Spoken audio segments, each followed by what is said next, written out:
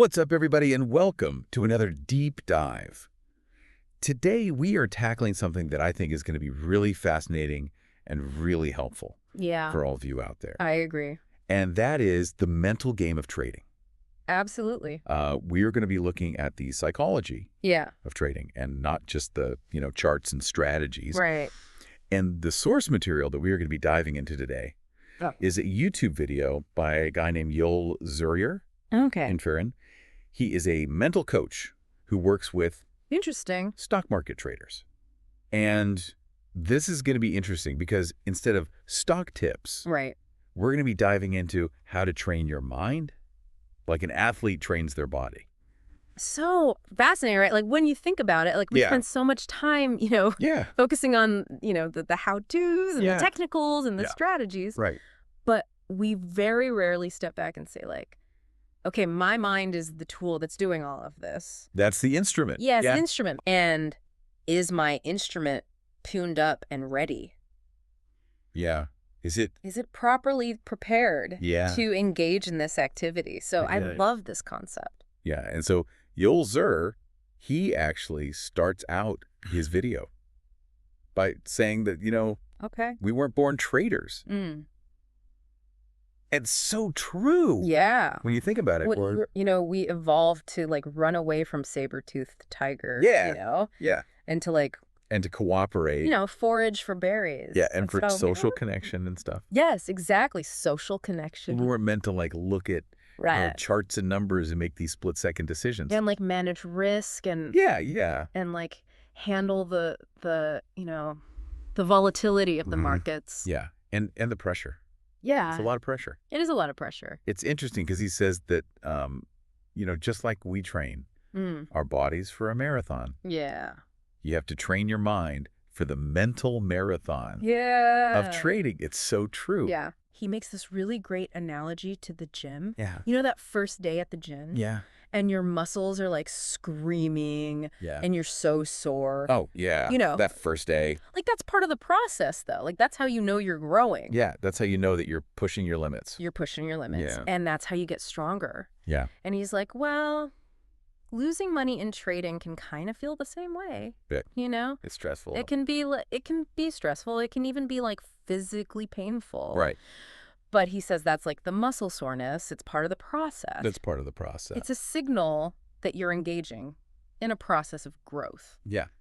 And I know, like, personally, I've made some, rash decisions based on fear. Yeah. Have you ever done that? Absolutely. Fear and greed. Based on fear or greed. Right. Like the FOMO, like the fear of missing out. Yes. Oh, yeah. I've totally done that. Totally. And that's when you know you're not thinking clearly. Right. And that's what he's talking about, right? Yeah. He's like, when fear or greed are driving your decisions, you're so much more likely to make mistakes. Yeah. And he gives us a great example in the video of like a trader who's like gripped by fear. Yeah. And they sell a stock way too early. Right. And then they miss out on all these potential gains.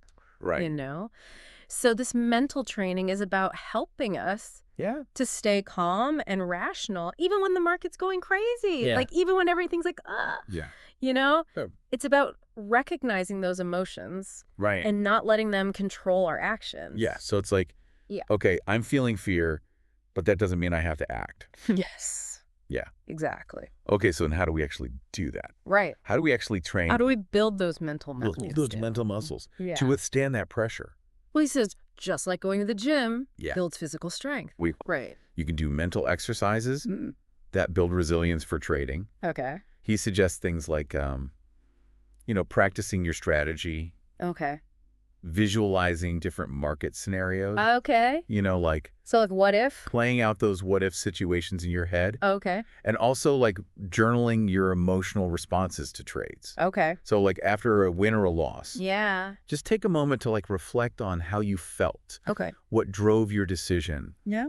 Just to kind of build that self-awareness. So for the listener out there who wants to improve their trading, imagine having that unshakable focus. Right. That ability to make those clear-headed decisions. Yes. When the market's going crazy. It's like having ice in your veins. Yeah. That's what this is about. It's about recognizing The trading success isn't just about charts and numbers. Right. It's about mastering your mindset. Yeah. It's about understanding your own psychology and developing the mental tools to navigate the ups and downs. You know the market's going to go up. Yeah. The market's going to go down. Being able to, weather those storms. Weather the storms. Right. Wow. And so, here's a thought I want to leave you with. Okay.